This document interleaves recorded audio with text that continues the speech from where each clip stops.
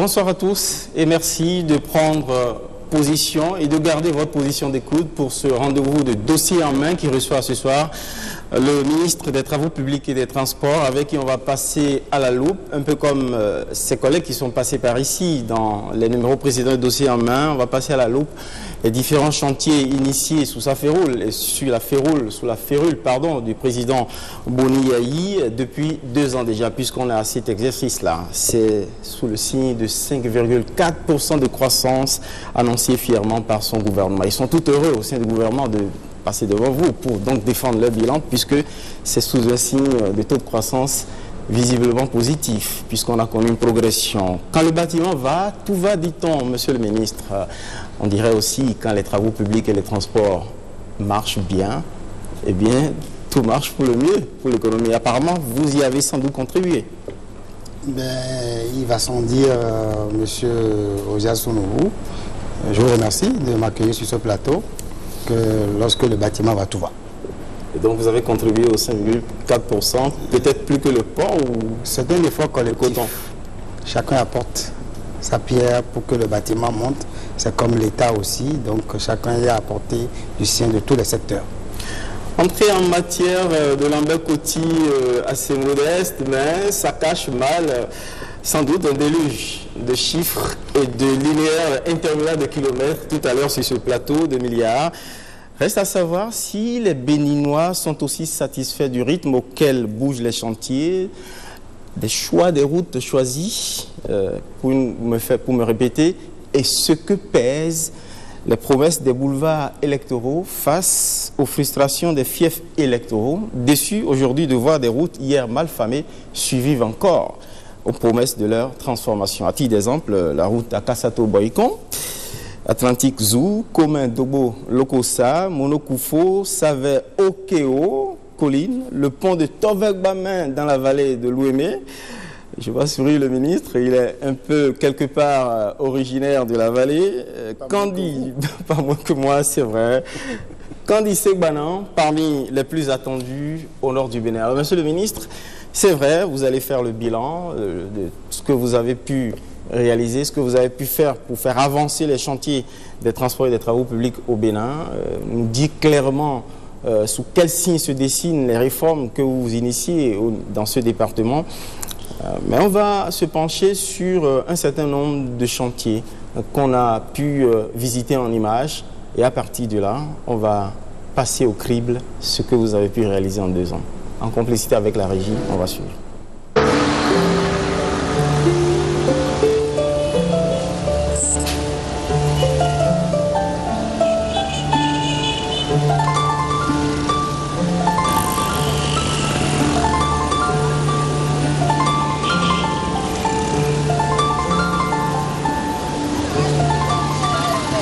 Si le monde de l'exécutif m'est peu familier, je dois vous avouer que je me sens parfaitement à mon aise dans celui des travaux publics.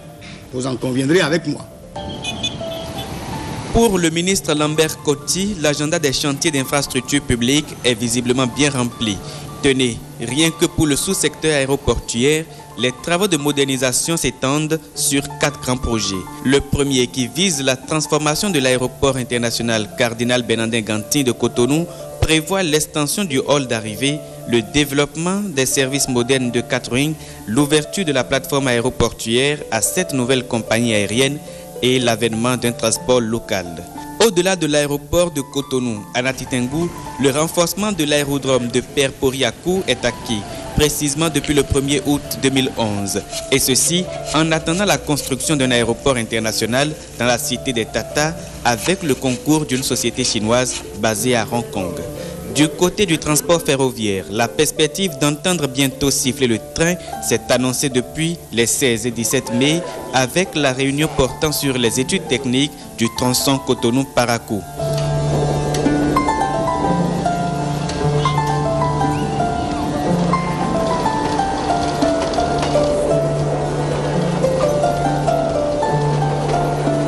Quant aux grands projets routiers, leur agenda renferme des dizaines de chantiers, parmi lesquels une douzaine déjà lancés.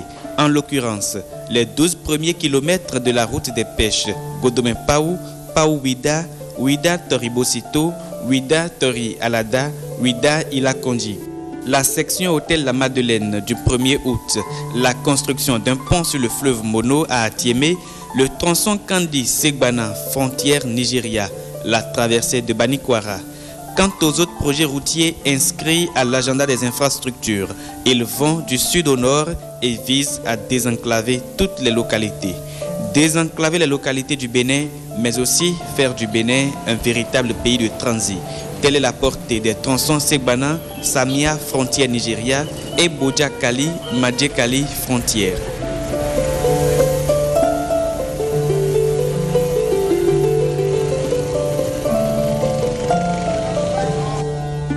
Les pistes rurales occupent une place de choix dans les travaux routiers nationaux. Ainsi, pas moins de 10 000 km de réseaux prioritaires de pistes de 76 communes sont inscrits au programme d'appui du sous-secteur transport rural 2012-2013. Budget mobilisé, 13 milliards de francs CFA.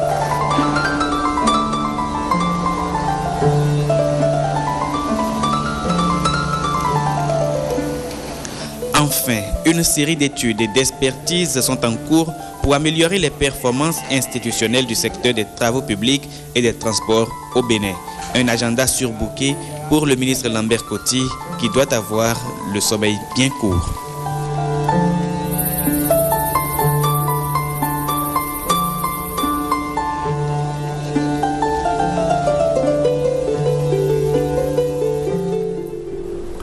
Vous devez avoir le sommeil bien court. C'est dire que c'est vrai, même si ces images, ce bilan filmique peut rassurer un tout petit peu, beaucoup de Béninois restent encore sur leur faim. Faites-nous le point rapide de tout ce que vous avez pu réaliser, qu'on n'a pas pu découvrir à travers ce film, avant qu'on aborde les questions qui fâchent. Merci beaucoup, M. Ojas Sonovo. Je dois, disons, pour commencer, préciser un certain nombre de choses. Disons que le secteur des travaux publics et des transports que le président de la République, Dr Boni Yahi, a bien voulu me confier comprend le sous-secteur infrastructure routière, le sous-secteur infrastructure ferroviaire, le sous-secteur aviation civile. Et en réalité, il y a une stratégie qui est au-dessous de la, c'est-à-dire qui matérialise toute la politique qui est mise en œuvre dans le cadre, disons, des travaux publics et des transports. J'ai oublié de parler du sous-secteur transport terrestre et sécurité routière aussi. Alors, c'est quoi fondamentalement? Vous savez que le président de la République indique souvent, et c'est la réalité, que le port constitue le poumon, l'un des poumons de notre économie. Le coton, pour ne pas le citer, constitue également un des produits dont l'apport à la croissance de notre pays n'est plus du tout à démontrer. Si nous avons atteint les 5,4% dont vous avez parlé, les résultats, disons, du coton en 2012 en sont également pour quelque chose. Nous avons atteint les 5,4%, le port également y a largement contribué. Mais qu'est-ce qui fait qu'effectivement le port et le coton, c'est-à-dire contribuent autant que ça? C'est la route. Le point de départ, parce que constitue bien entendu les frontières maritimes, les frontières terrestres et bien entendu les frontières aéroportuaires. À partir de là, tous les produits qui arrivent doivent converger vers nos grands centres et également vers l'interland, c'est-à-dire le Niger, le Mali, le Burkina Faso et ainsi de suite. Alors, pour que les produits arrivent à temps, dans les délais, ne soient pas gâtés et dans de bonnes conditions, il faut des routes, de bonnes routes, il faut un système de rails efficace, il faut un système fluvial, pourquoi pas, également efficace. Et c'est pour ça que le chef de l'État insiste, depuis 2006, on doit dire, sur ce qu'on appelle la multimodalité. Peut-être que ça ne se dit pas sous ce mot, sous ce vocable, disons, un peu savant, Mais vous savez qu'il a abordé depuis 2006 jusqu'à ce jour, il n'y a pas eu d'année où on n'a pas connu de chantier dans le pays. C'est une banalité de le dire.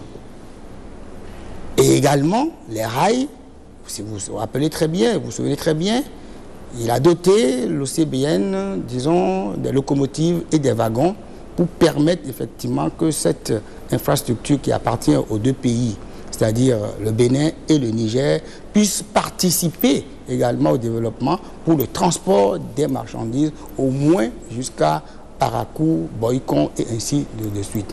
C'est ainsi qu'effectivement, en matière d'infrastructure, comme vous l'avez dit, parce qu'il fallait quand même que je fasse, c'est-à-dire pour permettre aux téléspectateurs de comprendre qu'en réalité, la politique qui est mise en œuvre, c'est, disons, les destinations, à partir des destinations, c'est-à-dire du port, de l'aéroport, il faut converger. Et c'est là que le transport est d'une très grande importance.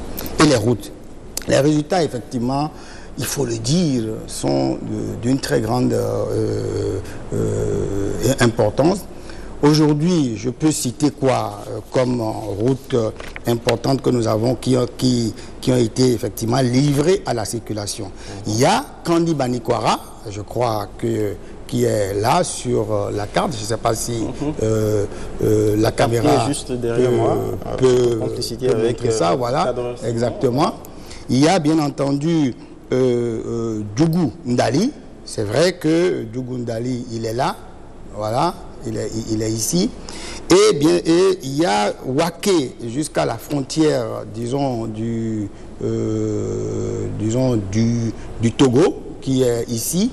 Ça, ce sont tous des ouvrages qui sont terminés. Je ne parle pas du tout, disons, d'ouvrages qui sont en projet. Il y a bien entendu Ketou Ilara qui est terminé depuis. C'est ce tronçon-là. Il y a également Pobek Ketou qui est là. Il y a bien entendu Akro Misrete. Je sais que vous aurez beaucoup de questions à me poser là-dessus tout à l'heure, puisque vous avez évoqué tout à l'heure le pont de Tovek-Bamin. Je suis tout à fait content parce que j'aurai certainement une bonne nouvelle à apporter. Il y a quand même aussi Godomé jusqu'à, comment appelle-t-on, à Kassato, et puis qui est terminé, Godomé-Calavi, bon, et puis j'en passe. Et puis bien entendu, de l'autre côté, nous avons Comé, la route Comé, Posotomé, Zumbonu. Je crois qu'elle doit être quelque part par là. Je ne sais pas si il peut approcher un peu, voilà, c'est là, c'est là. Voilà, et puis on peut le suivre très très facilement.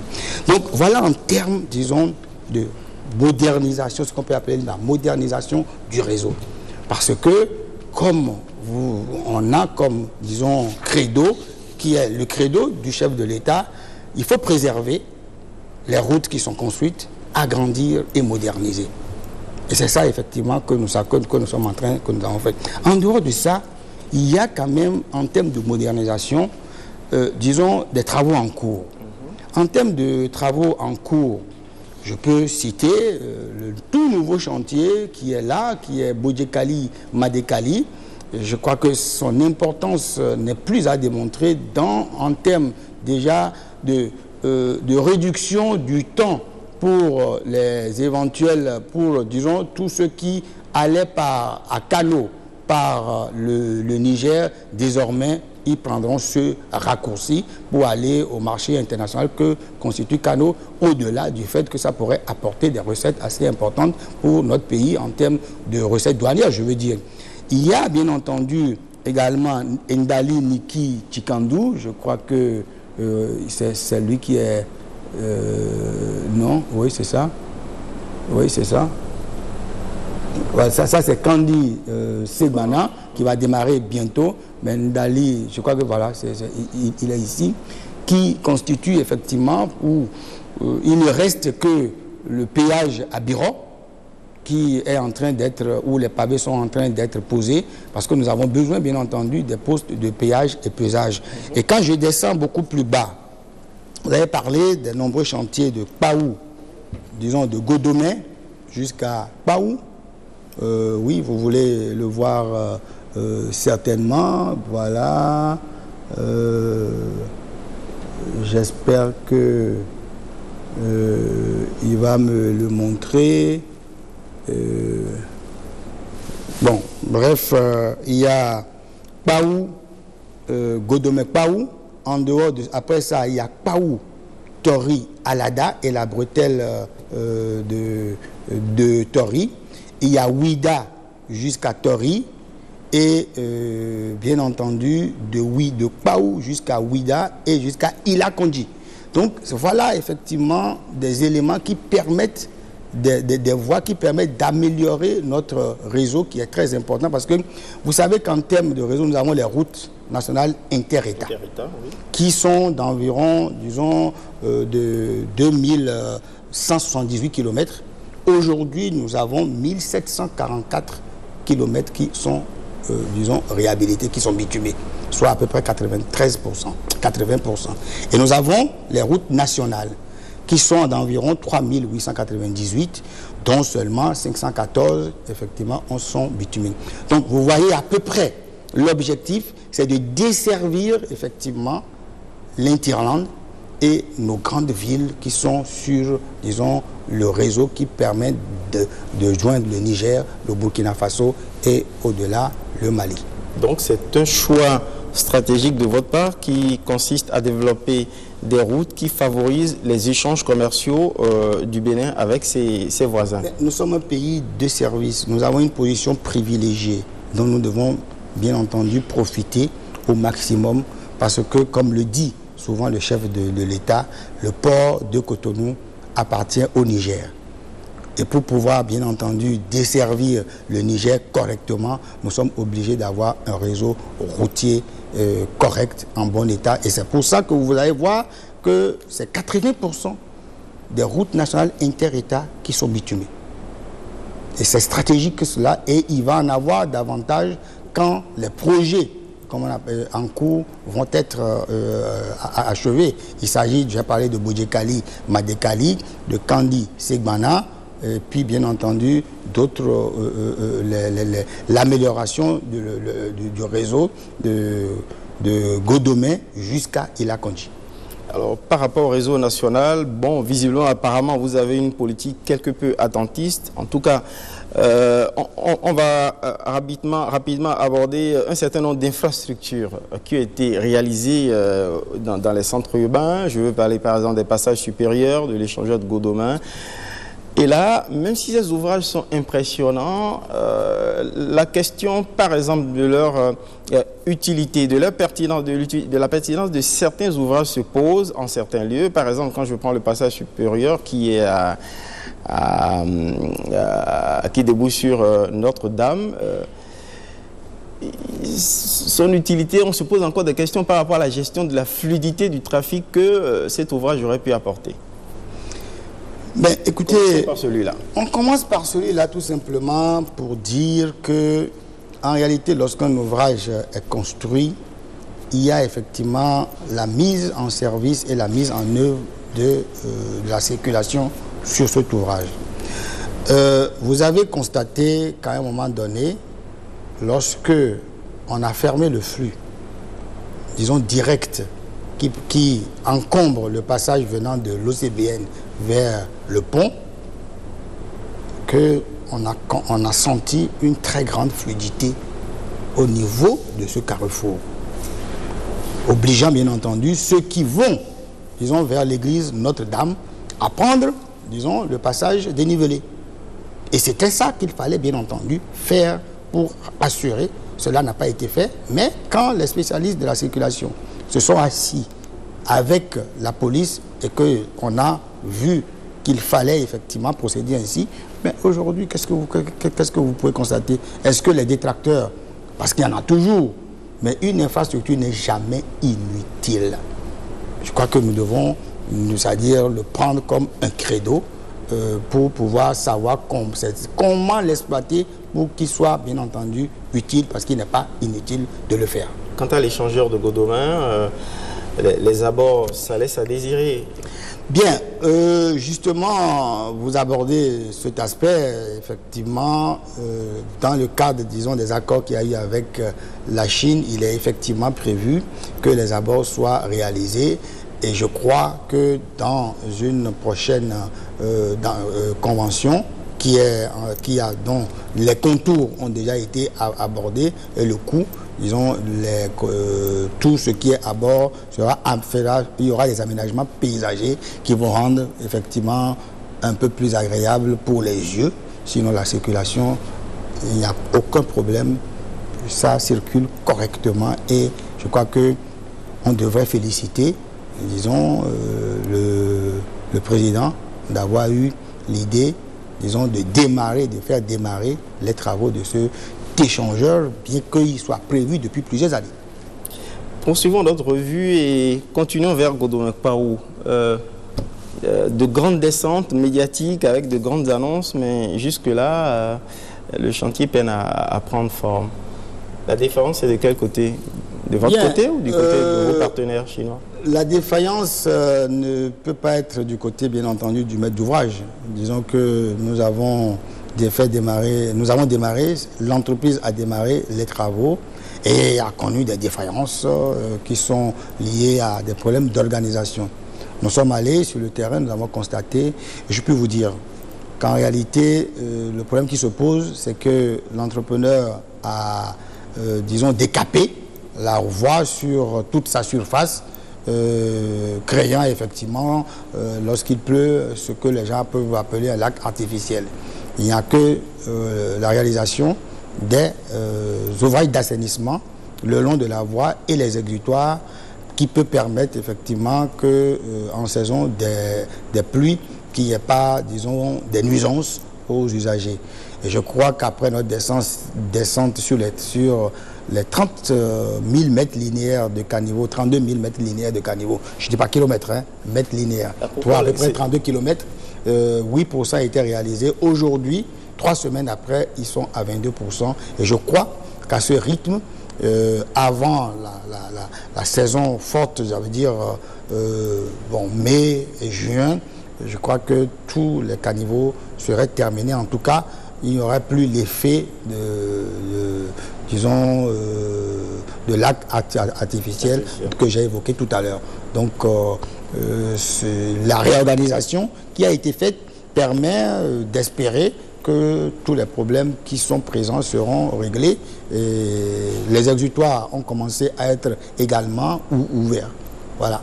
S'il est un chantier, on va aller plus loin, qui a fait l'objet d'énormes promesses, mais alors là, d'énormes promesses électorales de la part du chef de l'État, c'est bien celui de la route à Kassato-Boycon. Vous voyez l'état dans lequel se trouve cette route aujourd'hui, qui transforme les véhicules en véritables cercueils roulants.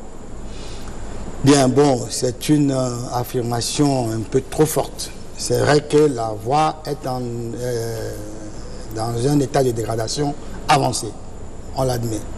Mais vous savez que... C'est même un acte théorique, encore que des gens continuent de l'emprunter. À Kassato-Boycon, la réalisation de cette route par rapport à, disons, aux objectifs, ou plutôt au choix technique que nous avons fait, coûte à peu près entre 90 et 100 milliards. Parce que les deux dépressions d'Ali-Malais et d'Alada il y aura des passages dénivelés. Donc ça veut dire que c'est des ouvrages importants qui seront là. Et dans toutes les agglomérations urbaines, il y aurait dédoublement de la voie en 2x2. Et bien entendu, vous savez très bien, Massy, à Massy, il y aura également, on va battre pieux, on va faire un pont, parce que vous savez que c'est très mauvais, il y a une batterie de ponts. Donc on va battre pieux, on va faire un pont carrément. Et par rapport, bien entendu, au mauvais, disons, état, disons, de la route, parce qu'on est dans un terrain hydromorphe, il y aura une technique spéciale qui va être mise en œuvre, qui permettra effectivement d'éviter qu'il y ait des tassements très importants sur cette voie. Monsieur le ministre, je vous laisse continuer comme ça. Oui. Jusqu'à la fin de l'émission, vous nous ferez rêver. Non, je ne vous fais pas rêver. Je ne vous fais pas rêver. Je suis en train de vous dire les moyens techniques qui vont être mis en œuvre désormais pour que nous n'ayons pas une répétition de dégradation et d'accidents aux endroits les plus critiques de la voie. Permettez-nous d'attendre de voir, puisque la question que les Béninois se posent depuis... Laissez-moi aller vers volontiers. Ça, parce que je dis, pour mobiliser des ressources aussi importantes, vous savez que nous n'avons que des ressources fiscales, cher ami. Nous n'avons pas encore, malheureusement, mais disons, comme dit le chef de l'État, Dieu n'est pas contre le Bénin. Nous avons des ressources pétrolières. Lorsqu'on va commencer à les exploiter, on aura plus de moyens. Alors, la première portion, disons, à Kassato, disons, de Godomé jusqu'à Kassato, il y a des efforts qui ont été faits. Vous n'allez quand même pas dire que celui qui quitte Cotonou pour aller à Calavier, à Kassato aujourd'hui, connaît les mêmes difficultés qu'il y a 2 ans ou 3 ans. Oui, admettons-le. Non, il y a des choses effectivement qu'il faut admettre. Bon, donc ça là c'est... Personne ne le exactement. Mais la suite a démarré. Oui. Le premier lot a démarré avec nos partenaires, les Chinois. Le lot 2, effectivement, il appartient à la partie chinoise parce que la mobilisation a été faite sous la forme d'un don pur et simple, non remboursable bien entendu, d'un prêt sans intérêt, et la troisième et le lot 3, un prêt à taux concessionnel. C'est quand même extraordinaire pour ce que ça va coûter, c'est-à-dire pour ce que ça va coûter en termes pour les générations futures. Ça veut dire qu'en réalité, il y a cette route in fine va coûter nettement moins cher. Donc, il y a le lot 2, comme c'est un prêt sans intérêt, et que c'est avec un don, c'est les Chinois, c'est les partenaires qui décident effectivement de faire, de choisir l'entreprise dans leur pays. Par contre, pour le lot 3, il y a une procédure qui est typiquement, qui appartient typiquement aux partenaires, et nous sommes en train de faire cette procédure. De toute façon, l'entreprise est connue, il s'agit de l'entreprise 5 Le deuxième lot, on ne connaît pas. Donc, raisonnablement, les travaux ont démarré, puisque le lot 1, on est en cours. Et donc, a priori, je ne vois pas, effectivement, quand on voit les difficultés que les usagers connaissent sur cette route, c'est tout à fait normal. L'importance stratégique de cette route. Je suis bien d'accord. Trafic. Mais nous avons la chance, au moins, que ce n'est pas la seule, puisque l'État, le gouvernement a pu mettre en circulation, bien entendu, vous me direz, Misreté Pédéport, jusqu'à qui peut permettre de poursuivre jusqu'à Boycon. Un détour pour certains qui, effectivement, est un peu plus long, mais qui permet quand même d'aller à bout. Un détour confortable qui emporte des impacts sur cette route-là. On va revenir là-dessus. Mais permettez-moi de titiller quand même les raisons du retard du chantier à Kassato, Boycon. Ça fait 7 ans quand même que le chef d'État est là. Le Bénin est habitué à mobiliser des financements extérieurs pour des constructions de routes. Lambert Kouti, c'est quand même spécialiste des travaux publics, ancien directeur général de la Juture, je ne le présente plus. Suffisamment respecté dans la signature et respecté un peu partout dans le monde. Quelles difficultés particulières vous avez à mobiliser du financement? Les Chinois sont réputés généreux quand même dans leur coopération avec le Bénin. Le Bénin aurait-il perdu de la crédibilité vis-à-vis de ce partenaire? Absolument pas. Absolument pas. Je crois que vous avez même répondu à toutes les questions, c'est-à-dire à toutes vos interrogations. J'ai fini par une interrogation quand même importante. La seule interrogation, le Bénin n'a pas perdu du tout de sa crédibilité, puisque je vous ai dit que le financement est obtenu sous 3 formes. Si je connais les formes... Un prêt sans intérêt. Un don. Un prêt sans intérêt, oui. Et un prêt à taux concessionnel. Donc, c'est leur mobilisation qui est en cours. La mobilisation de la première partie est faite. Les deuxième et troisième parties sont en cours et il n'y a pas de doute. Et il y a des chances qu'avant 2017, cette route-là soit construite. De toute façon, moi, je suis persuadé que ça fera partie des fleurons, disons, du deuxième quinquennat du président de la République. Il y a à certains endroits... Et vous savez que ce n'est pas jusqu'en 2017. Je fais exprès de le dire comme ça. Voilà. Un peu de provocation, mais c'est fait exprès. Il y a des endroits dans nos contrées où circuler rime souvent avec de gros risques sur sa vie. Ainsi en est-il du pont de Ouenou à la hauteur de Ndali vers Djougou qui s'est affaissé, mais depuis rien. Je voudrais vous dire très sincèrement que le pont ne s'est pas affaissé. Il y a eu des pluies exceptionnelles, très exceptionnelles. Il est tombé, disons, des cordes comme il n'y en a jamais eu dans cette zone. Et les rampes d'accès sur les ponts ont été érodées parce que la vitesse de l'eau était très forte et la quantité d'eau était très forte. Les ponts sont encore là, solides. Oui, monsieur, j'ai vu, j'ai été voir. De mes propres yeux, vu comme dirait l'autre. On aura l'occasion de revoir ça. C'est très bien. Et de toute façon, je crois que l'élément que vous avez présenté tout à l'heure a bien montré. Alors, effectivement, il fallait agir. Aujourd'hui, si vous allez sur le terrain, les travaux de réhabilitation des rampes d'accès ont démarré et nous avons essayé de mettre en place une technique qui permettra, disons, de renforcer ces rampes d'accès et d'éviter des érosions du genre, même avec des pluies plus fortes que celle-là. Donc, il y a eu des nuisances. Il y a, bien entendu, la voie en terre qui a été réaménagée un peu pour faciliter, mais nous espérons que les travaux seront terminés avant les fortes pluies dans le nord de notre pays. J'ai fait un saut exprès vers le nord du pays, on va y rester.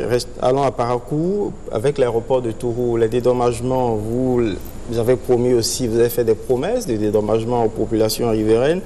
Les promesses n'ont pas été tenues. Pourquoi?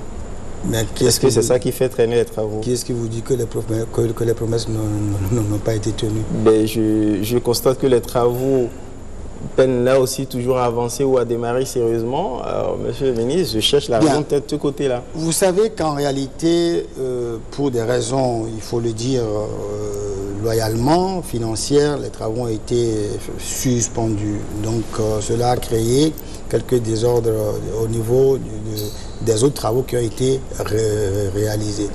Donc pour reprendre des travaux, il faut faire le point. Le point a été fait avec toutes les entreprises qui sont là et il s'impose bien entendu des avenants. Et aujourd'hui, nous avons rencontré, le chef de l'État a reçu en audience l'entreprise Colas qui est chargée des travaux les plus importants, c'est-à-dire la piste et tout ce qui est connexe. Et disons qu'ils ont donné l'engagement que dans les 2 prochaines semaines, ça s'est peut-être passé dans les audiences du chef de l'État. Le directeur international de Colas a confirmé que dans les 2 prochaines semaines, le matériel sera à Parakou et que dans un mois, que les travaux pourraient démarrer. Et les promesses de dédommagement?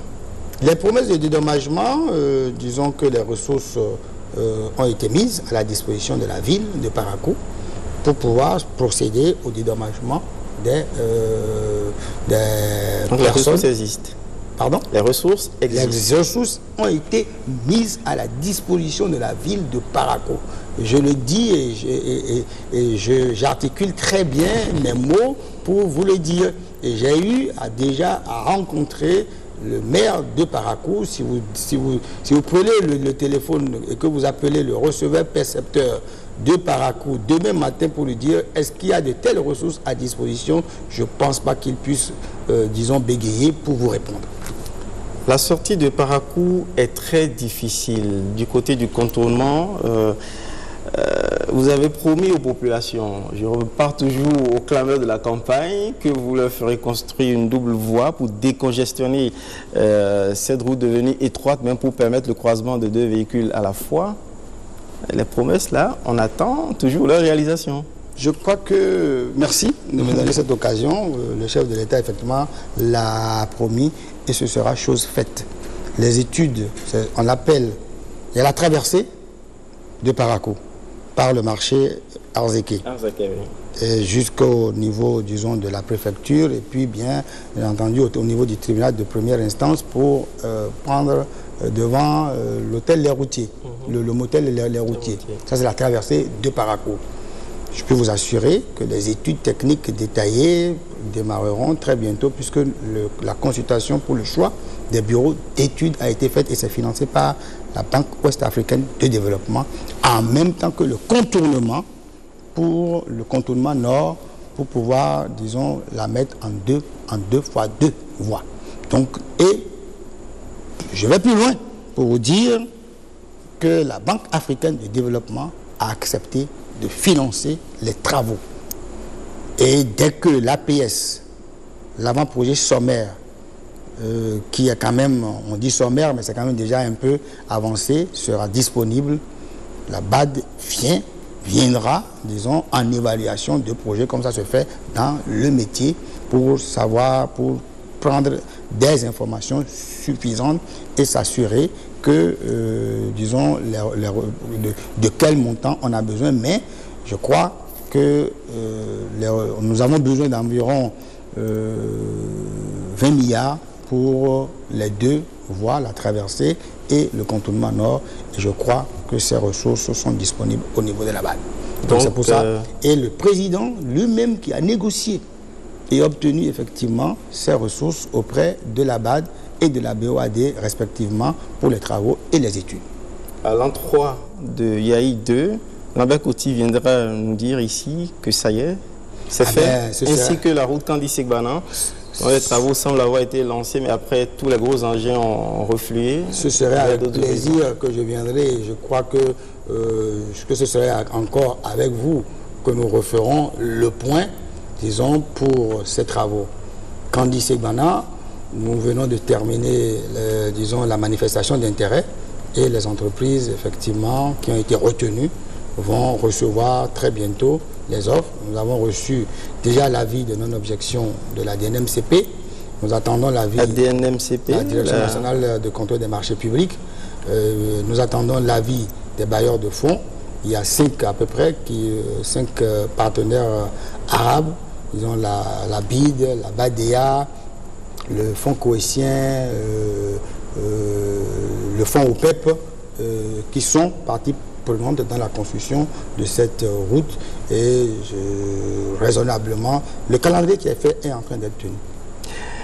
Les habitants qui pratiquent le tronçon Savès au Kéo sont très déçus, mais très déçus même. J'ai reçu beaucoup de coups de fil avant cette émission quand ils sont bien renseignés, que Lambert Koti viendrait parler des grandes réalisations de travaux publics et transport de Boni-Yaï. Alors là aussi, c'est des promesses électorales qui ont du mal à être concrétisées.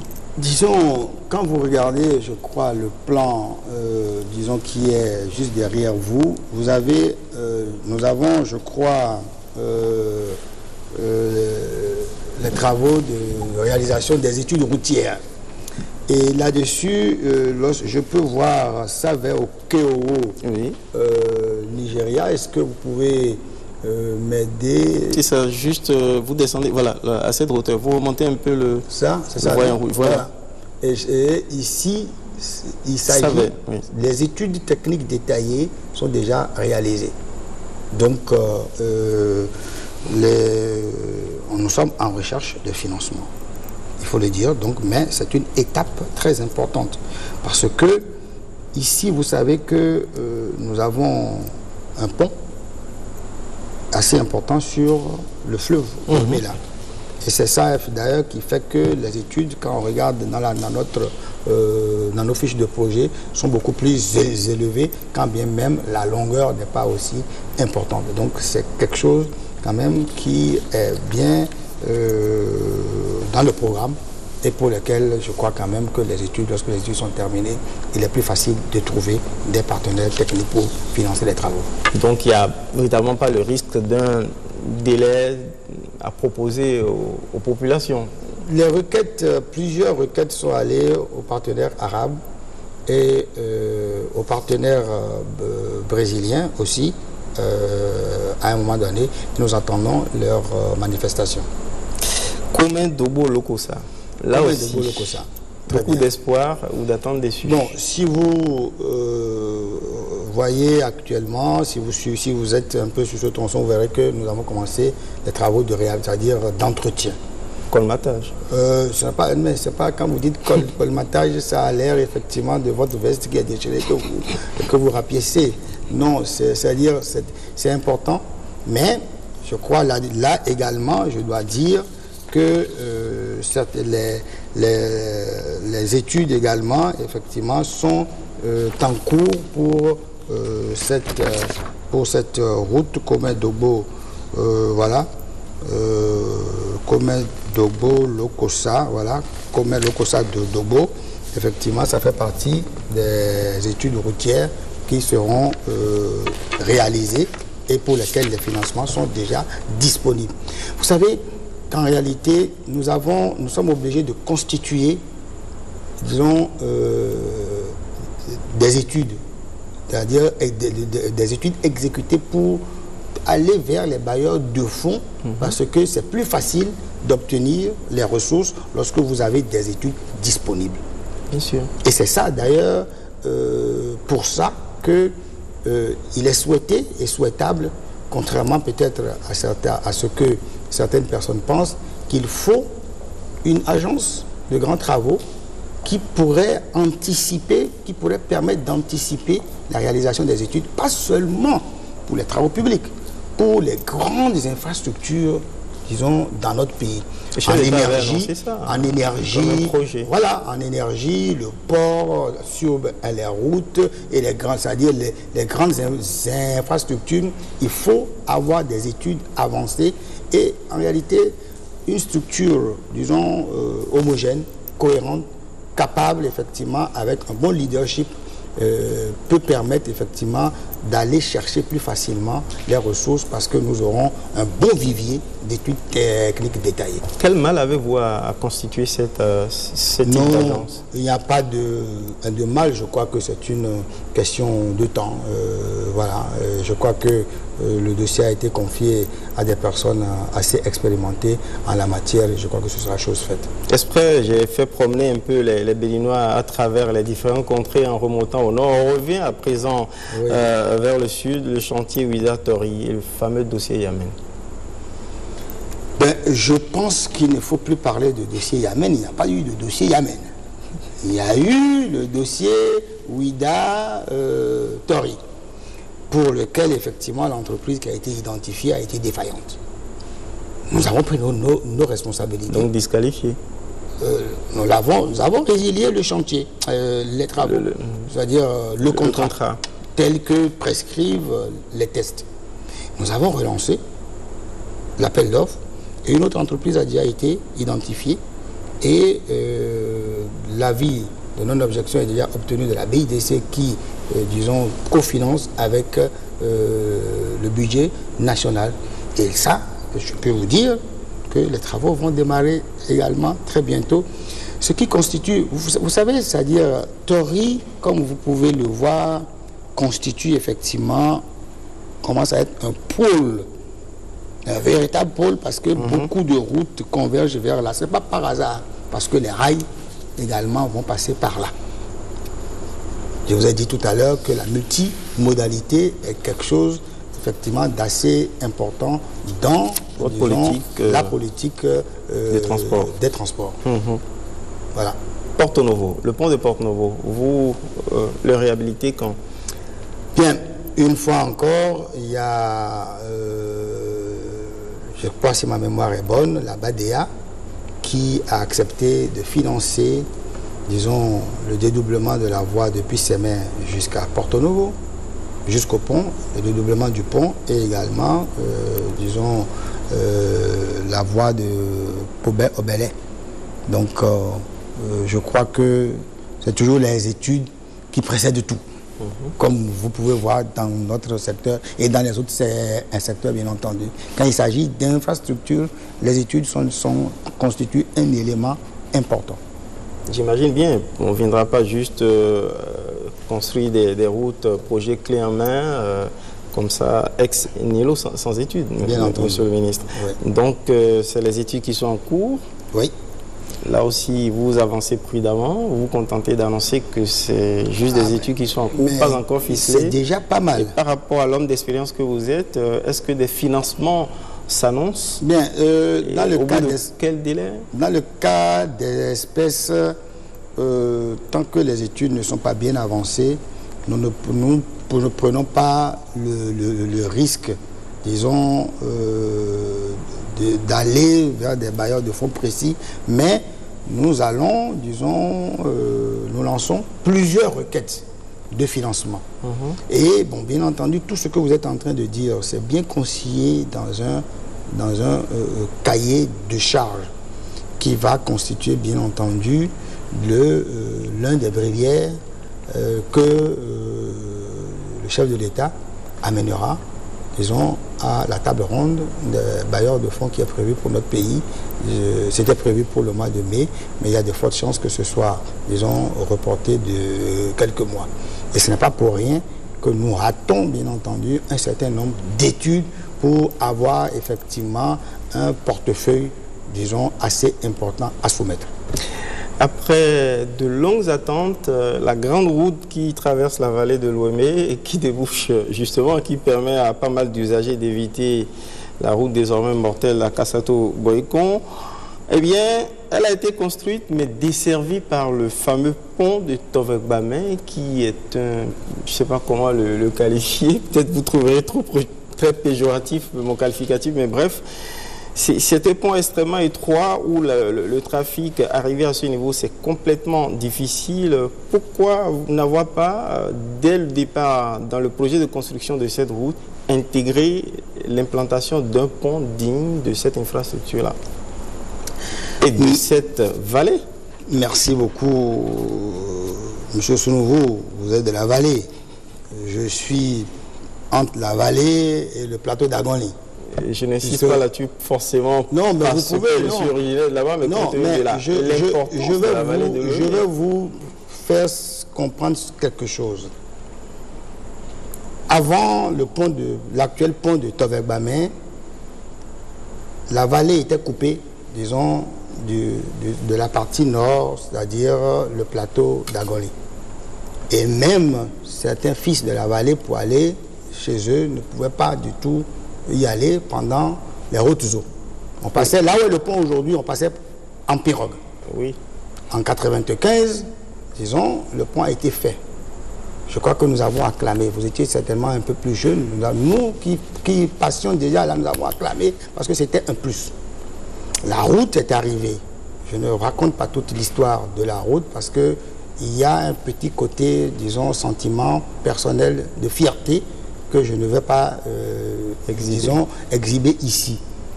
Mais la route passe au grand bonheur des populations d'Agonli et de l'Ouémé. Elle passe à quel prix? Bien entendu, nous ne pouvions, pour qu'elle passe, il fallait au moins enlever certaines infrastructures dont l'absence n'empêche pas la circulation. Puisque depuis que la route a été mise en circulation, ça passe. Vous me direz, oui, il y a eu des accidents mortels. Mais disons, dans un tournant bien signalé, voie non achevée, hydromorphe ralentissée, bon, ce sont les imprudences de la vie. Il y a eu quelques pertes en vie humaine que nous déplorons, très sincèrement. Nous avons réaménagé tout récemment, si vous avez fait attention. Mais tout ça là, c'est pour dire qu'en réalité, aujourd'hui, l'accord de financement pour la réalisation d'un pont, une fois deux, a été signé avec la BID. Et même en anticipant, nous avons déjà commencé les formalités, les procédures de sélection des entreprises pour la réactualisation, disons, des études, parce qu'il y a des études qui existaient, on les réactualise. Raisonnablement, nous allons mettre des bouchées doubles. Donc l'accord de financement est en poche. Ah oui, vous avez vu ça certainement à la cérémonie qui a été faite, je ne sais pas si ça a été en direct, mais vous avez vu, ça a été signé entre le ministre chargé du développement, le gouverneur de la BID, avec le président de la BID en personne. Voilà, donc ces choses faites, nous allons mettre des bouchées doubles pour pouvoir réaliser cette voie. Et j'anticipe, parce que vous allez en venir là, parce que de 665 véhicules par jour qui étaient prévus pour, disons, cette route, nous avons presque multiplié ça par, disons, pas de façon exponentielle, vous ne me le direz pas, mais quand même multiplié par 5. Ce qui fait que, à des moments donnés, la route s'essouffle parce qu'elle n'a pas été dimensionnée pour, disons, ce tonnage, cette circulation. Parce qu'une partie, disons, c'est ça que je disais tout à l'heure, qu'une chance comme cette voie-là est là pour recevoir une partie et ne pas couper, disons, complètement le Bénin de l'interland.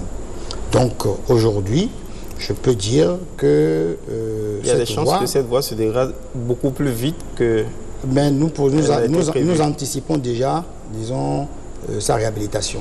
Ce qui est indispensable parce que c'est bien entendu le prix de la circulation, disons, de flux supplémentaires et des usagers. C'est-à-dire les usagers au moins peuvent atteindre, disons, leur destination et ne pas connaître effectivement des désagréments sur la route à Kassato qui sera, j'en suis persuadé, une réalité. Et j'aurais souhaité effectivement revenir ici ou bien peut-être mon successeur dire la fierté, disons, des Béninois, parce qu'il faudrait qu'ils témoignent qu'ils ont souffert, mais qu'aujourd'hui, ils sont heureux. Monsieur le ministre, c'est vrai qu'il y a eu ces sortes de conjoncture qui a amené la dégradation de la route à Kassato-Boycon à un reflux du trafic par la route qui passe par la vallée de l'Ouémé. Est-ce que quand même, pour le spécialiste que vous êtes, la qualité de la route qui a été livrée avec l'épaisseur de cette route-là, est-ce que ce n'est pas un défaut d'anticipation, vu quand même l'argument économique qui voudrait que cette vallée, bientôt, si effectivement les dirigeants de ce pays sont sérieux et que les annonces faites par rapport non seulement au potentiel de cette vallée, donc aux perspectives économiques qui doivent se développer de cette vallée vers les autres régions du Bénin et vers d'autres pays, est-ce que ces éléments-là de perspective économique ne devraient pas commander qu'on fasse une route beaucoup plus solide? Et qui résiste d'ailleurs à ce refus de trafic. Écoutez, de toute façon, vous savez, dans ce raisonnement, on dimensionnerait à l'infini les routes. Dans le raisonnement que vous faites, on dimensionnerait à l'infini. Mais dans une projection de 10 ans, 20 ans... Non, je vous dis que c'est comme ça, parce que je peux décider, vous savez, c'est un bicouche. Et le bicouche, c'est d'ailleurs ça qui est recommandé lorsque la voie est faite pour une première fois. Et lorsque l'on revient, on met, disons, une couche de bitume, de béton bituminé là-dessus, avec bien entendu des aménagements. Mais on ne peut pas dimensionner une route à l'infini, c'est comme un caniveau. Il y a ce qu'on appelle les revanches. Ça veut dire en tenant compte des plus exceptionnels. Si vous devez faire une revanche, par exemple, bon, pour tenir compte des plus exceptionnels, vous pouvez avoir un caniveau qui a la taille de ce studio. Mais ce n'est pas comme ça que ça se fait. Ça se fait en fonction de certaines données économiques, effectivement de certaines perspectives. Et c'est ça qui a été fait. Et justement, de toute façon, comme si à l'évidence, au fond, on a annoncé... La vallée, effectivement, se développera. Et bien entendu, l'avantage aujourd'hui que cette route passe, c'est que la vallée est davantage connue. La vallée est davantage appréciée par beaucoup de personnes qui, autrement, n'auraient pas du tout connu la vallée. Mais ce n'est pas là le problème. Nous ne pouvons pas dimensionner les routes à l'infini. Il y a un certain nombre de critères économiques, de critères techniques sur lesquels on se base pour dimensionner.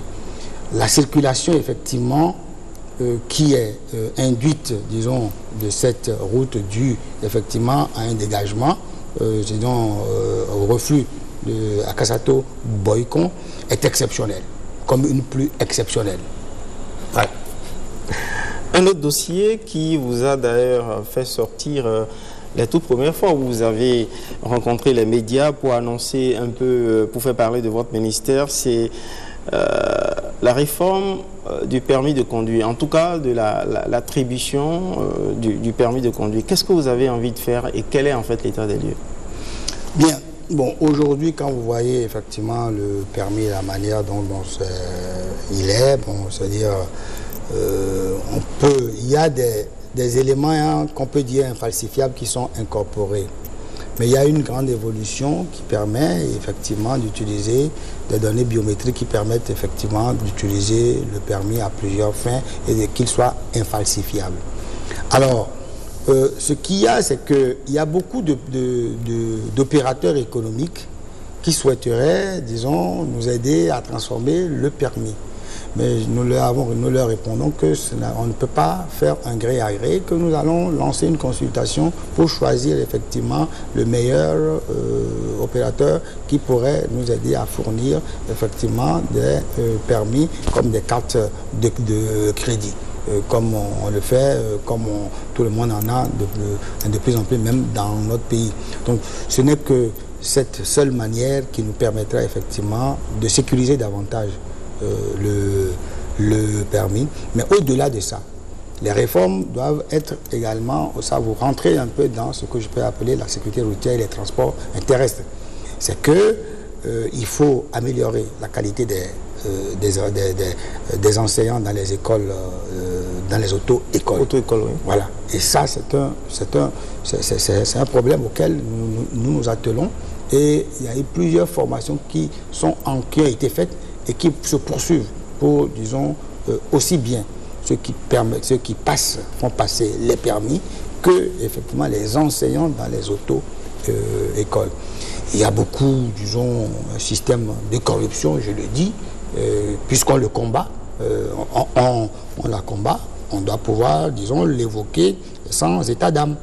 Alors là-dessus, nous y travaillons. Il y a eu plusieurs formations, disons, auxquelles j'ai assisté pour pouvoir donner des conseils et demander, bien entendu, également à ces personnes d'être beaucoup plus loyales. Ça, c'est au plan de la sécurité routière. Au plan de l'entretien des routes, vous avez aussi lancé une sorte de code de conduite sur les routes pour les gros transporteurs qui font de la surcharge. Bien. Vous abordez bien entendu une des raisons fondamentales, disons, de la dégradation de nos routes. Ce n'est pas nécessairement l'État, c'est-à-dire la constitution des routes. Ce n'est pas simplement parce que c'est mal fait. La surcharge est responsable à 60 à 70% de la dégradation rapide de nos routes. Ce qui fait qu'en définitive, la charge, le fardeau pour les générations futures devient très important. Ce qui fait également, si je l'explique autrement, une route qui est faite pour durer 20 ans ne dure que 10 ans au maximum. Et nous sommes obligés de rechercher des ressources pour la réhabiliter. Et je vous dis très bien que c'est la surcharge. Le règle donc, ce qui fait que ce n'est pas seulement au Bénin, c'est au niveau de tous les pays de l'UEMOA. Et c'est un règlement, qu'on appelle le règlement 14 de l'UEMOA, qui prescrit effectivement et en même temps, disons, permet de discipliner les transporteurs pour la charge à l'essieu. Mais vous savez, nous avons fait des contrôles, sensibilisation. Parce que je ne peux pas venir sur tous les détails, mais nous avons une politique de communication, une stratégie qui a été mise en œuvre et qui est en train d'être mise en œuvre plutôt. Et aujourd'hui, on a commencé ce qu'on appelle les contrôles sensibilisation. Pendant ces contrôles sensibilisation, nous avons fait des recensements de camions qui ont plus de 40 tonnes de surcharge. 40 tonnes de surcharge. Ouais, c'est ce que c'est. l'effet que ça peut avoir sur une chaussée. Et ce n'est pas ce seul camion-là. La plupart, disons, sur à peu près 100 camions, il y a à peu près 80% qui sont en surcharge. Nous avons expliqué que ce n'est pas bon pour les véhicules, que ce n'est pas bon pour les conducteurs, et bien entendu que ce n'est pas bon pour la chaussée, et que c'est nous tous qui payons. Alors, nous allons faire les contrôles. Est-ce que c'est concluant jusque-là? Mais jusque-là, nous ne sommes pas arrêtés. Il y a tous ceux qui sont qu'on appelle des producteurs, mais de fret. Le port, les grandes usines, les usines de la Sonapa qui font qui transportent, disons, les balles de coton, les usines qui produisent l'huile, tous ceux qui sont des produits, surtout les usines de ciment également, ont été sensibilisés pour leur dire qu'à partir d'une certaine date, nous allons commencer effectivement à sanctionner. Et aujourd'hui, je peux dire, parce que nous l'avons fait, cette sensibilisation à travers même les radios communautaires de tout le pays, qui ont largement diffusé les spots. Vous avez vu les grandes affiches qui ont été faites, ce que la surcharge, c'est-à-dire les conséquences des surcharges. Alors donc après ça, il ne faut pas que les gens viennent dire que nous sommes en train, qu'ils n'ont pas été au courant et qu'on fasse intervenir telle personne pour demander de libérer les véhicules qui auraient refusé, parce que lorsque vous êtes en surcharge désormais, vous déchargez. Si vous déchargez et vous payez une amende. Je pense qu'avec cette pratique, ça va sensibiliser davantage pour que nos routes soient, c'est-à-dire durent un peu plus, et que le fardeau de la dette pour les générations futures ne soit plus très important.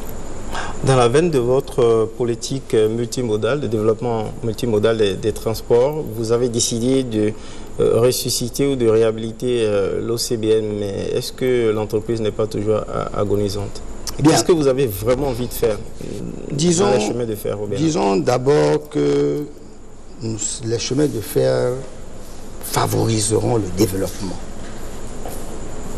Nous avons perdu 20 à 25 ans où effectivement nous n'avons pas utilisé du tout le chemin de fer. Et ça a entraîné effectivement une chute progressive et une dégradation conséquente, bien entendu, des rails parce qu'ils n'ont jamais été entretenus. Aujourd'hui, le train pour aller à Parakou met presque une journée. C'est pas normal. Alors nous avons, la première des choses qu'il faut faire, que nous avons faite, c'est dans le cadre de la boucle ferroviaire Cotonou, Parakou, Niamey, Ouaga, Abidjan, nous avons demandé une étude de réhabilitation de l'axe Cotonou-Parakou. Je montre ici l'APD, c'est le dossier d'APD et c'est surtout sur les tronçons les plus dégradés, Cotonou-Paou et dans la dépression de la Lama, c'est-à-dire 26 km et 20 km. C'est les endroits où le train peut rouler vraiment, sa vitesse est inférieure à la vitesse, disons, de quelqu'un qui est à pied, d'un piéton. Donc l'étude, voilà, je l'ai amenée, je ne sais pas si on peut... Il est volumineux.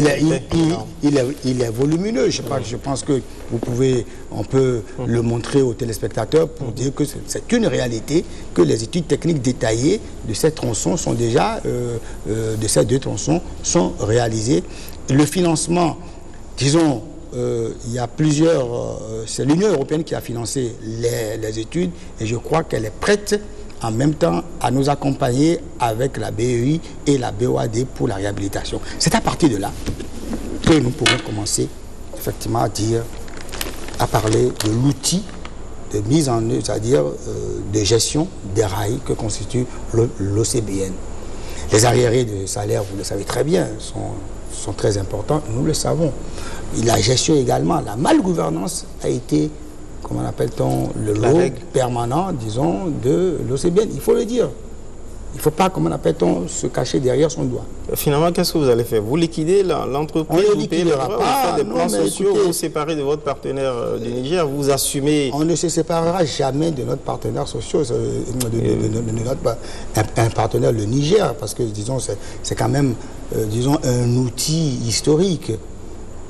Donc le Niger, nous avons besoin du Niger, disons, parce que la boucle ferroviaire concerne les deux pays, c'est-à-dire les 4 pays que j'ai cités, et avec le Niger et la Côte d'Ivoire et le Bénin, une requête commune de financement a été adressée à la Chine. Et tout récemment, le chef de l'État a réussi à inscrire effectivement ce projet, disons, dans la liste des projets qui ont été soumis aux BRICS, c'est-à-dire les pays émergents, le Brésil, la Russie, l'Inde et la Chine et l'Afrique du Sud. Donc nous sommes, disons, en avancement et on ne peut pas se désolidariser d'un pays avec qui nous avons, disons, des histoires, c'est-à-dire une histoire très très vieille. C'est peut-être pas une rupture de coopération économique, mais une révision du mode de gestion d'une entreprise où des États se sont mis ensemble pour échouer. Oui, mais disons, la révision de la gestion, effectivement, n'a rien à voir avec une rupture de coopération. La gestion sera révisée. Et je crois, comme je l'ai dit, en réalité... Il y a un mot dont vous semblez avoir peur, la privatisation de l'OCVN. Bon, vous savez, je suis du secteur privé, je ne vais pas avoir peur du mot privatisation. Mais vous savez, je suis partisan de ceux qui croient que, avant, bien entendu, j'utilise cette allégorie, c'est comme la jeune fille que l'on veut donner en mariage, il faudrait quand même la rendre un peu plus belle pour pouvoir attirer davantage, disons, d'acquéreurs. C'est une concession que l'on pourrait faire, ou bien un autre mode d'affermage, ou tout ce que vous voulez. Mais une chose est sûre, tant que, disons, les rails, les locomotives et les wagons ne seront pas en bon état, il n'y aura pas de preneur. Il n'y a que l'État qui peut prendre sur lui, les États qui peuvent prendre sur eux-mêmes, disons, de réaliser cela. Et après, dans ces conditions, nous pouvons effectivement, avec notre plume, imposer nos conditions aux éventuels concessionnaires.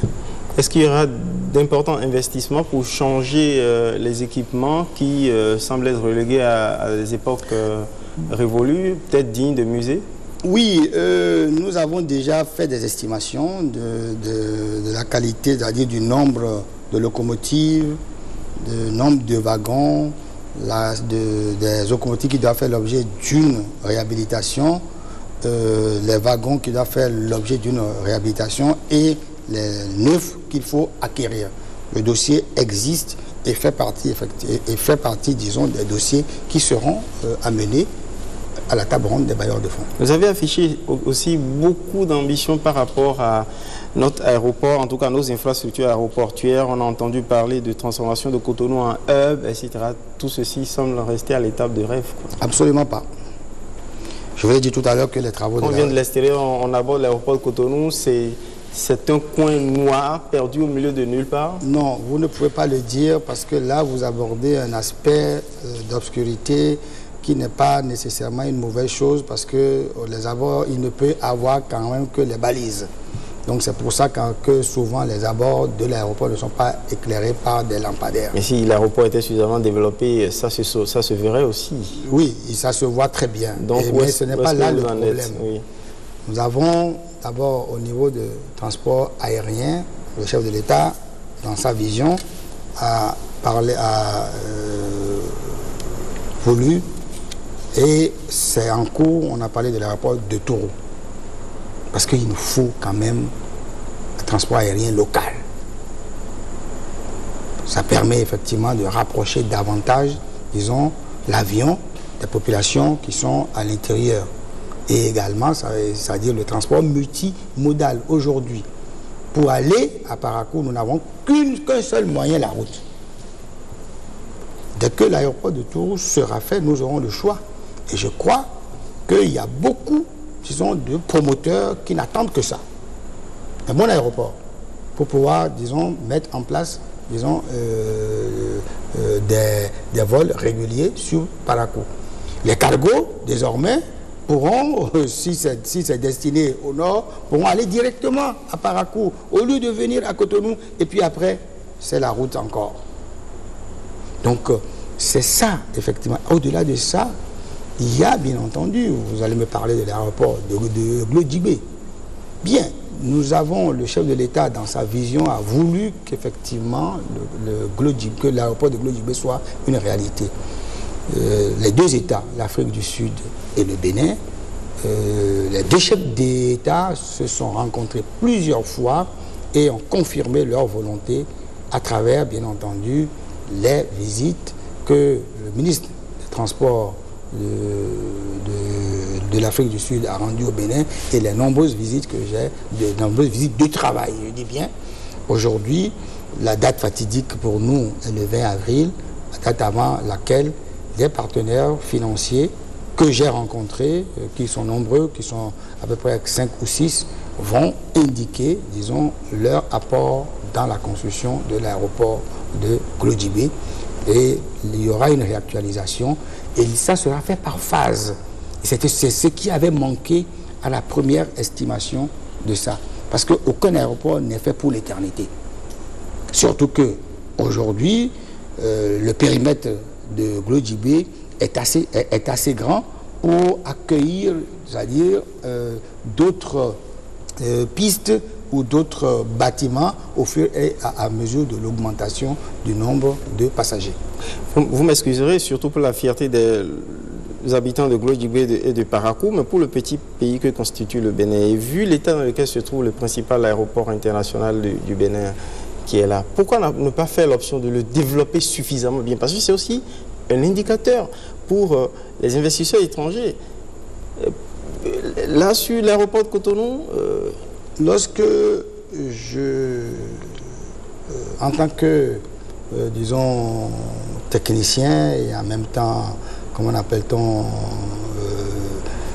ministre, je pense que je ne peux pas parler et accuser ceux qui sont passés. L'aéroport de Cotonou, vous avez vu effectivement combien il est petit. Il n'est pas extensible, vous avez bien vu, cher ami. Il n'est pas extensible, regardez, c'est-à-dire, c'est dans la mer, ça coûterait très cher. Ça peut se faire, vous me direz, dans d'autres pays, Dubaï et ailleurs, on a vu des pistes. À Nice, comment appelle-t-on, la piste va jusque dans la mer, c'est-à-dire au-dessus, bien entendu, mais nous n'avons pas ces moyens-là. Et les abords, vous avez vu comment c'est très serré. Donc, on n'a pas le choix. On n'a pas le moyen de reprendre de l'espace sur la terre ferme, qui t'a dédommagé. La terre ferme. Oui, à reculer, à étendre les infrastructures vers l'intérieur. Bon, une chance, la réforme sur le continent. La réforme foncière, c'est-à-dire la loi foncière a été votée. Donc, on aura peut-être moins de problèmes, mais vous savez, la spéculation, comme on appelle, donc, quand il s'agit de dédommagement. Alors, pourquoi ne pas aller carrément vers un nouvel ouvrage qui permet effectivement, qui est extensible pour les générations futures? C'est l'option que le chef de l'État a fait en remettant à l'ordre du jour l'aéroport de Glodjibé, et je pense que les avancées sont assez bonnes. Et bon, écoutez, cher ami, lorsque vous restez, vous ne vivez pas, vous n'avez pas d'espoir, vous ne pouvez plus vivre. Et c'est la vision permanente du président de la République. Il est jeune, donc on ne peut pas ne pas avoir de l'espoir, avoir des rêves. Et c'est les rêves qui font avancer les pays. Et nos rêves, effectivement, n'en sont pas des rêves parce que vous avez que ce sont des réalités. Ce sont des réalités parce qu'au bout, il y a quand même des actes. Il y a des financements qui sont attendus. Voilà. On va finir cette émission par les pistes rurales. On ne les a pas abordées pratiquement durant toute l'émission. Donc c'est très important. On s'est concentré avec les 4 minutes qui nous restent. Je vous permets de nous dire un peu ce qui se fait dans ce sens-là. Beaucoup de choses. Un programme important qu'on appelle le programme d'appui au secteur des transports rural, le PASTR, financé aujourd'hui par l'Union européenne, la Danida et les Pays-Bas. Disons, c'est 55 milliards de francs CFA. Nous avons mobilisé jusqu'à ce jour à peu près 16 à 18 milliards. Et les requêtes sont allées dans tous les sens pour pouvoir aller jusqu'au bout. Parce que ça permet quoi? Ça permettra bien entendu les pistes parce que nous constituons, ça constitue un peu les côtes qui sont liées à la colonne vertébrale. Et si effectivement, si ces côtes ne sont pas en bon état, la colonne vertébrale même ne sert à rien. Donc c'est comme ça, c'est l'idée. Pour les activités économiques et agricoles. Ceux qui produisent effectivement doivent pouvoir effectivement les amener vers les grandes voies et les acheminer vers les villes de consommation. Donc c'est ça l'idée fondamentale. Et je crois que la politique, comme je l'ai dit, est orientée dans ce sens. En dehors, bien entendu, de certains, c'est-à-dire de certaines routes, disons, qui sont aujourd'hui, qui ne sont pas bitumées, mais que nous mettons, comme on le dit, au gabarit. Ça veut dire, on les met en route en terre, on fait tous les ouvrages qu'il faut pour pouvoir, c'est-à-dire, à un moment donné, les bitumer. Donc, il y a ce programme qui est mis en œuvre, disons, par le Fonds routier, qui est un organisme assez important, qui met en œuvre la politique d'entretien périodique des routes en terre. Les pistes, effectivement, vont, bien entendu, ce qu'on appelle le transport rural dans sa globalité, vont dans le sens du programme qui est financé par, disons, le budget national, l'Union européenne, la Danida et les Pays-Bas. C'est un important programme. Les mairies ont un rôle à jouer là-dedans. Pardon? Les mairies ont un rôle à jouer là-dedans. Un rôle très important. C'est les mairies, en réalité, qui gèrent ça, on peut dire, parce que c'est elles qui définissent les priorités. Très bien. Donc, elles ont un rôle très important. C'est vrai qu'elles ont voulu, à un moment donné, avoir la gestion de bout en bout. On dit, bon, prenez le temps, disons, je connais, effectivement, je ne veux pas dire, il faudrait qu'il y ait un programme, disons, d'amélioration des capacités, de renforcement des capacités, et avec le temps, elles pourront avoir la maîtrise d'ouvrage totale, disons, de ce programme. Mais pour l'instant, voilà comme il est prévu, et c'est le fonds routier qui est un peu le bras de gestion financière de ce projet. Avec Oti, au terme de cette émission, est-ce que vous pouvez la finir en donnant une assurance aux populations qui se sont senties quelque peu flouées par rapport aux promesses électorales que, au fond, le technicien que vous êtes n'a pas acquis une certaine désillusion en entrant au service de la nation dans le gouvernement de Yaïk, que ce sont des promesses vaines? Ben, ce serait vraiment une grande erreur de le dire, de venir à une affirmation du genre. Je crois que... Est-ce qu'elles sont réalistes? Mais vous ne pouvez pas dire que ce ne sont pas des promesses, parce que tout ce que je viens de vous dire a des échéances et des ressources. Donc à partir de là, ce ne sont pas des promesses vaines. Je vous ai dit que ce sont des réalités. Mais à Kassato Boyko, ça va être fait. Tourou, ça va être terminé. Kandissé, ça va être une réalité. Bodjekali, Madekali, les rails, ça va être une réalité aussi. Alors, en quoi ça constitue de vaines promesses électorales, lorsqu'en réalité, sur cette base, nous avons des dossiers assez importants, c'est-à-dire fini, et financés par des bailleurs? C'est parce qu'ils y croient. Bien entendu, ils y croient. Les pays arabes croient à Kandi Segbana, parce que Kandi Segbana, lorsque ce sera fait, ça va faire la jonction avec Bani Kwara.